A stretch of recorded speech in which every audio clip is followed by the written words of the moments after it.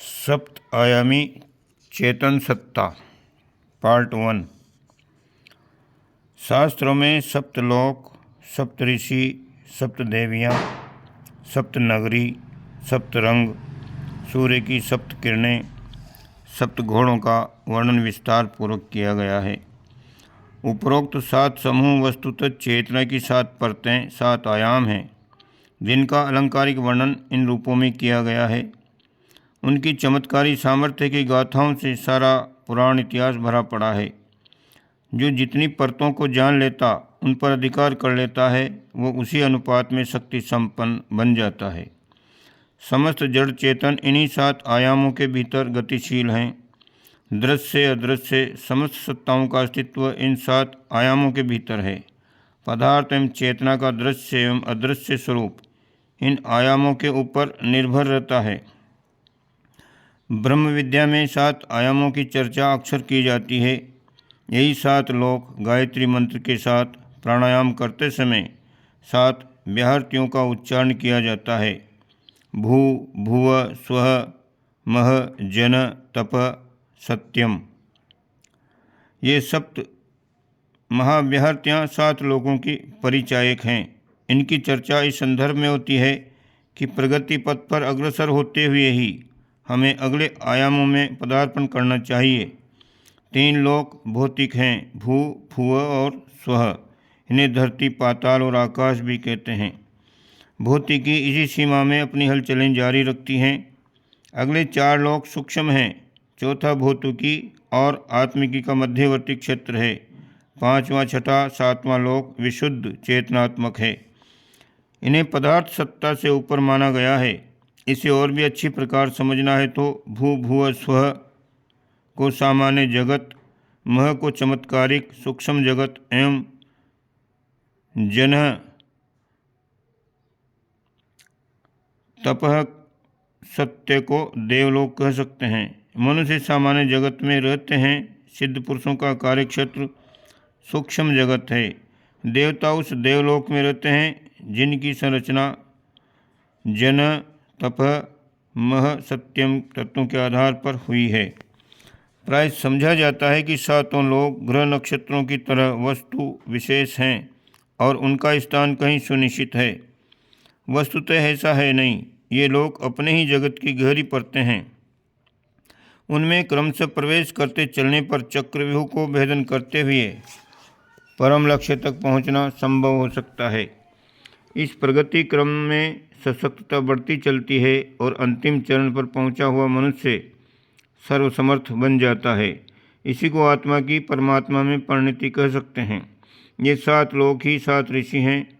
इनमें पहुंचे हुए देवात्मा एक से एक बढ़कर उच्च स्तरीय सिद्धियां प्राप्त करते हैं। सामान्यतया 3 आयाम तक ही हमारा भौत क्षेत्र है।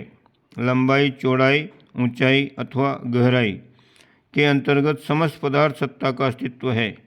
इंद्रियों की बनावट भी कुछ ऐसी है कि वह मात्र 3 आयामों का अनुभव कर पाती है, लंबाई, चौड़ाई, ऊंचाई या गहराई। जो भी पदार्थ स्थूल नेत्रों को दृष्टिगोचर होते हैं, उनके यही 3 परिणाम हैं। चतुर्थ आयाम की वाह वैज्ञानिक क्षेत्रों में चल रही है। काल दिक् के रूप में पाश्चात्य दार्शनिकों एवं पूर्वार्थ दर्शन के मनुष्यों द्वारा वर्णित ये आयाम अनेक रहस्य अपने अंदर छिपाए आइंस्टीन से लेकर नार्लिकट व अब्दुल सलाम तक कई वैज्ञानिकों को शोध हेतु आकर्षित करता रहा है। दार्शनिक मान्यताओं के अनुसार चतुर्थ आयाम में पहुंचने पर हमारी पूर्व स्थापित धारणाओं एवं जानकारियों में आमूलचूल परिवर्तन होने की पूरी संभावना है। संभव है कि जो दूरी हमें 2-4 हज़ार मील की मालूम पड़ती है, चतुर्दिक जगत में पहुंचने पर कुछ गज रह जाए। चौथे आयाम में पहुंचकर प्राणी के कुछ पल में अमेरिका व ब्रिटेन पहुंचकर भारत वापस लौट आने की पूरी संभावना है। भारतीय ऋषियों योगियों के विषय में ऐसे अनेकों प्रमाणिक प्रसंग समय समय पर सामने आते रहे हैं। उनका अदृश्य हो जाना, कुछ पलों में एक स्थान से दूसरे स्थान पर पहुंच जाना संभवतः चतुर्थ आयाम में पहुंचकर ही संभव हो सका होगा। जिस चतुर्थ आयाम की बात अभी कल्पना वैज्ञानिक जगत में की जा रही है, उसकी जानकारी हमारे ऋषियों को पूर्व काल से है। चतुर्थ आयाम का बोध होते ही हमारे सामने ज्ञान का एक अनंत क्षेत्र खुल सकता है।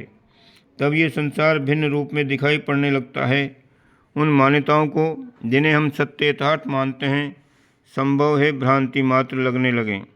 आइंस्टीन की कल्पना के अनुसार काल को भूत, वर्तमान, भविष्य की सीमाओं से नहीं बांधा जा सकता। हाइजेनबर्ग जैसे वैज्ञानिक ने सिद्ध किया कि काल भूत से वर्तमान एवं भविष्य की ओर ही नहीं, भविष्य से भूतकाल की ओर भी चलता है। जब अतीत की ओर लौटना संभव हो जाएगा तो हमारी मान्यताएं अस्त व्यस्त हो जाएंगी। तब रामकृष्ण, बुद्ध, विवेकानंद, गांधी को उसी प्रकार देखा जा सकेगा जैसे सामने जीवित खड़े हों। जीवन मरण की मान्यताएं तब उलट जाएंगी। पांचवा, छठा एवं सातवां आयाम पदार्थ सत्ता से परे है। यह आयाम विशुद्ध चेतना से संबंधित है। भौतिकी की पकड़ यहाँ तक नहीं है। भौतिक यंत्रों एवं इंद्रियों की सीमा से बाहर है। पांचवा आयाम विचार जगत से संबंधित है। विचारों की महत्ता एवं उनकी चमत्कारी शक्ति से हर कोई परिचित है। मनुष्य जैसा भी है, विचारों की प्रतिक्रिया मात्र है। शारीरिक हलचलें उनकी प्रेरणा से ही होती हैं। विचारों के माध्यम से वस्तुओं के स्वरूप की कल्पना की जाती है। विचार जगत में उठने वाली तरंगें वातावरण में मनुष्यों को प्रभावित करती हैं तथा अपने अनुरूप लोगों को चलने के लिए बाध्य करती हैं। महामानव, ऋषि, महर्षि, अवतार अपने सशक्त विचारों का संप्रेषण सूक्ष्म अंतरिक्ष में करते रहते हैं। इस आधार पर वे असंख्य मनुष्यों की मनस्थिति एवं परिस्थितियों को प्रभावित करते हैं। जन प्रवाह उन विचारों के अनुकूल चलने के लिए विवश होता है। पंचम आयाम की रहस्यमय शक्ति को जानने एवं उसको कर्तलगत कर सदुपयोग करने से ही बड़ी बड़ी आध्यात्मिक क्रांतियाँ संभव हो सकी हैं। कंदरा में बैठे ऋषि एक स्थान पर बैठकर अपने विचारों को पंचम आयाम में प्रस्फुटित करते रहते हैं तथा अभीष्ट परिवर्तन कर सकने में समर्थ होते हैं। छठा आयाम भावना जगत है। कहते हैं कि इस लोक में मात्र देवता निवास करते हैं। इस अलंकारिक वर्णन में एक तथ्य छिपा है कि भाव में ही देवता निवास करते हैं, अर्थात भाव संपन्न व्यक्ति देवतुल्य है। भावना की शक्ति असीम है। इसके आधार पर पत्थर में भगवान पैदा हो जाते हैं। व्यक्तित्व का समूचा कलेवर अंतरंग की आस्था से ही निर्मित होता है। विचारना तथा क्रियाकलाप तो आंतरिक मान्यताओं से ही अभिप्रेरित होते हैं। इसे ब्रह्मांडीय चेतना के साथ जीव चेतना को जोड़ने और उससे लाभ उठाने का सशक्त माध्यम कहा जा सकता है।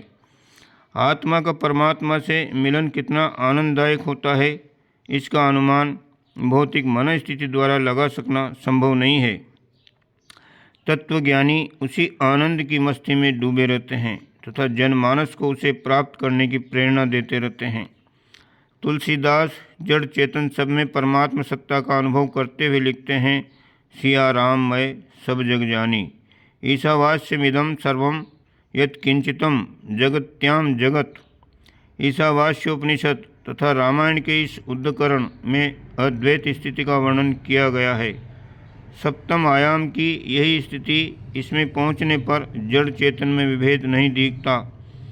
सर्वत्र एक ही सत्ता दृष्टिगोचर होती है। शिव शक्ति, ब्रह्म प्रकृति का, जड़ चेतन का, जीव ब्रह्म की एक रूपता सातवें आयाम में दिखाई पड़ने लगती है। इसी को ब्राह्म्य स्थिति कहते हैं। इसे प्राप्त करने के बाद कुछ भी प्राप्त करना शेष नहीं रहता। सातवें आयाम का ही वर्णन सप्तम लोक के रूप में किया गया है। सप्तलोक, सप्त आयाम चेतना की सात परतें एक के भीतर एक छिपी हुई हैं। इनमें विभेद स्वरूप मात्र है। जिस प्रकार पोले स्थान में हवा भरी रहती है, हवा में ऑक्सीजन तथा ऑक्सीजन में प्राण सभी एक के भीतर एक परतें हैं, उसी प्रकार चेतना की सात परतें एक के भीतर एक विद्यमान हैं। प्याज के भीतर रस तथा रस के भीतर गंध एवं स्वाद होता है। स्थूल प्याज की अपेक्षा सूक्ष्म रस में प्याज की सारी विशेषताएं छिपी रहती हैं। एक वस्तु के भीतर कई परतें भरी रहती हैं। मनुष्य के भीतर हृदय है, हृदय में नसें तथा नसों में रक्त का प्रवाह चलता रहता है। रक्त कणों से मिलकर बना है। रक्तकण अनेकानेक कोशिकाओं तक पहुंचकर उन्हें औषधन के रूप में प्राण देते हैं। कोशिकाएं अरबों की संख्या में हैं, जिनमें स्वयं के अपने अपने नाभिक हैं। इनमें DNA रहता है जो जीवन का मूल आधार है। इसी प्रकार एक लोक के भीतर 7 लोक 7 आयाम विद्यमान हैं। 3 आयामों से युक्त पदार्थ जगत की विशेषताओं से सभी परिचित हैं। स्थूल की अपेक्षा सूक्ष्म पदार्थ में चेतना की शक्ति अनेक गुना अधिक है। आइंस्टीन के चतुर्थ आयाम की कल्पना मात्र से वैज्ञानिकों के हाथ में एक बहुत बड़ी शक्ति मिलने की आशा बन चली है। लेजर किरणों से 3D होलोग्राफी के आधार पर त्रिमितीय सिनेमाओं का निर्माण कई देशों में हो चुका है, जहां पर्दे पर मनुष्य, मोटर गाड़ी, शेर, हाथी यथार्थवत चलते दिखाई देते हैं। अनाभ्यस्त व्यक्तियों को प्राय यथार्थ होने का भ्रम हो जाता है। त्रिआयामिक यानी 3D चित्रों की ये विशेषता है। इसके पश्चात चतुर्थ, पंचम, षष्ठम, सप्तम आयाम कितना विलक्षण एवं शक्ति संपन्न हो सकता है, इसकी आज तो कल्पना भी नहीं की जा सकती है। भौतिकी की पहुँच जहाँ तक है वहीं तक की उपलब्धियाँ आदमी को चमत्कृत कर देती हैं। मानवीय बुद्धि की विलक्षणता और उसकी अन्वेषण क्षमता को इसका श्रेय दिया जाता है, परंतु वास्तविकता यहीं तक सीमित नहीं है। जब योग साधना रूपी अध्यात्म उपचारों का आश्रय लिया जाता है, शास्त्रों में वर्णित वैज्ञानिक पद्धति से अपने जीवन को परिष्कृत समुन्नत बनाकर प्रतीति या प्रपंच जगत से ऊपर पहुंचने की स्थिति बनाई जाती है, तो जिस लीला जगत का दर्शन होता है उसकी शब्दों में अभिव्यक्ति संभव नहीं। यह सब अपने ही अंदर है। इस वास्तविकता को भूलकर व्यक्ति सामान्यतया अपने को त्रिआयामीय जगत एवं इंद्रिय संवेदनों तक ही स्वयं को सीमित कर लेता है। वस्तु स्थिति तक पहुँचे बिना ही संतुष्टि सामान्य जीवन कल्प वालों के लिए है। देव पुरुष महामानव इससे ऊंचा उठते हैं। वो स्वयं तो धन्य बनते ही हैं, दूसरों के भी कृत्य करते हैं। 7 लोकों का अस्तित्व अपने इर्द गिर्द एवं भीतर बाहर भरा पड़ा है। उसमें से इंद्रियों एवं यंत्र उपकरणों से तो मात्र 3 को ही अनुभव किया जा सकता है। चौथे लोक में यदि प्रवेश संभव हो सके तो इन्हीं इंद्रियों और इन्हीं यंत्र उपकरणों से ऐसा कुछ देखा समझा जा सकेगा जिसे आज की तुलना में अकल्पनीय और अप्रत्याशित एवं अद्भुत ही कहा जाएगा। तब गीता के अनुसार आश्चर्यवत पश्यति कश्चिदेन की स्थिति सामने होगी। ये चौथा आयाम चेतना जगत और भौतिक जगत का घुला मिला स्वरूप है। इसे तपलोक कहा गया है। तपस्वी इसमें अभी भी प्रवेश पाते और अतीन्द्रिय क्षमताओं से संपन्न सिद्ध पुरुष कहलाते हैं। इसके ऊपर के जन, मह और सत्यलोक विशुद्ध चेतनात्मक हैं।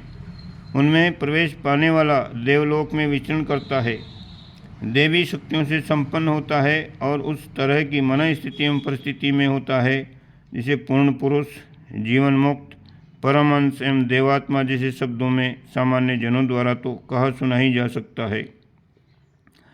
7 लोकों के स्थान का पता लगाने के लिए ऊपर नीचे झांकने की आवश्यकता नहीं। वे एक के भीतर एक पिरोए समाये हुए हैं।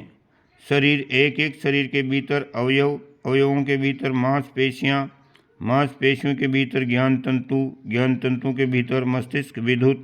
ये कई परतें तो हैं, पर इनके लिए अलग अलग स्थान निर्धारित करने की आवश्यकता नहीं है।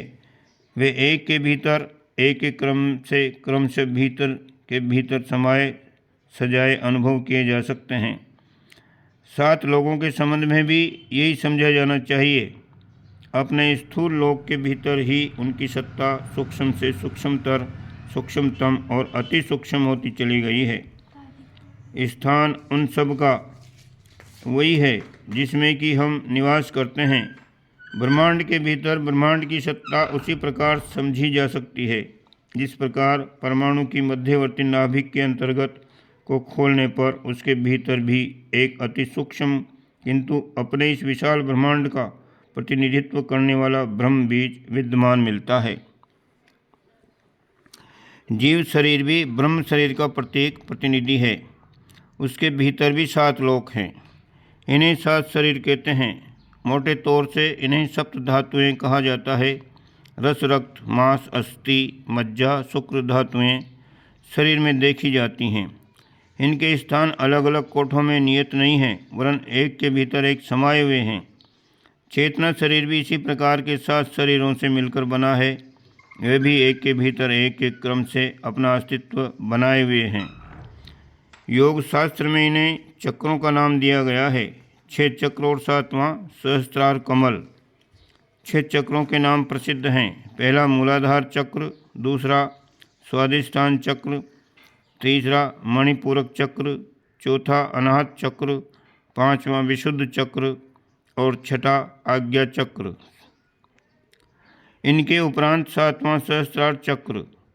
कहीं 6 कहीं 7 की गणना से किसी भ्रम में पड़ने की आवश्यकता नहीं है। 7वां लोक सत्यलोक है। सत्य अर्थात पूर्ण परमात्मा। इससे नीचे के लोग भी 6 ही रह जाते हैं। शरीर में 6 धातुएं प्रसिद्ध हैं। 7वीं ओजस तो आत्मा की ऊर्जा मात्र है। इसी प्रकार साधना में प्रयुक्त होने वाले चक्र तो 6 ही हैं। 7वां सहस्त्रार कमल तो ब्रह्मलोक है। उसमें तो लय होने की ही बात है। 7 या 6 के भेदभाव को इस तरह समझा जा सकता है कि अपने स्थान से अमुक देवालय 7 मील है, बीच में 6 मील के पत्थर और 7वां मील पत्थर प्रत्यक्ष देवालय। गणना के हिसाब से 6 गिने जाएं या 7, इससे वस्तुस्थिति में कोई अंतर नहीं पड़ता। ब्रह्मांड सत्ता में विद्यमान सुविस्तृत 7 लोगों की चर्चा पीछे कभी करेंगे। यहाँ हमें मनुष्य सत्ता के भीतर विद्यमान 7 लोगों की 7 शरीरों की चर्चा करना ही अभिष्ट है। मनुष्य के 7 शरीरों का वर्णन तत्ववेताओं ने किया है, वे दूसरे पार्ट में करेंगे। ओम शांति।